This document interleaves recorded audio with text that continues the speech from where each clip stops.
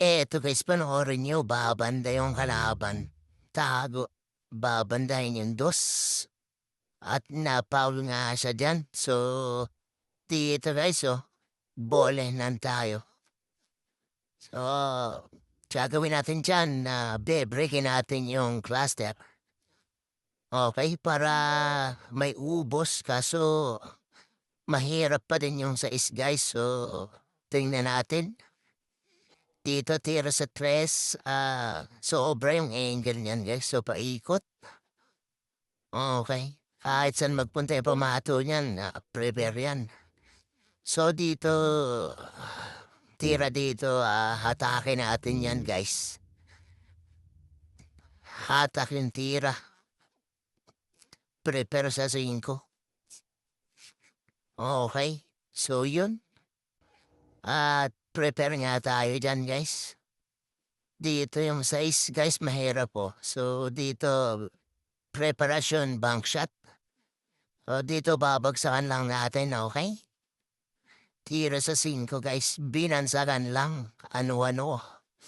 So yun nga, prepare sa 6 pa bank sa side ball.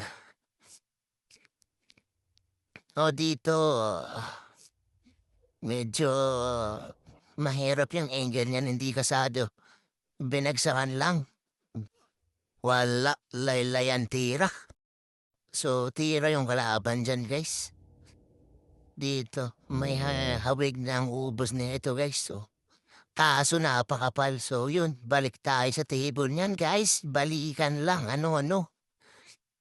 O dito, semi-diretso, pasusunodin na lang yan guys. Tira sa isa, sideball na yung 7. Okay, pasunod lang yun. So dito sa 7 guys, kahit stop ball na lang to para pabor yung pamato. Ang 8 ko, kombinasyon na lang natin, 8-9. So dito nga guys, okay, nahatak ng konti, okay lang yan. So 9, kombinasyon natin. Iwan lang yung 8 sa butas. Tingnan natin guys okay. So dito nga sumama yung 8. Atay tayo dyan.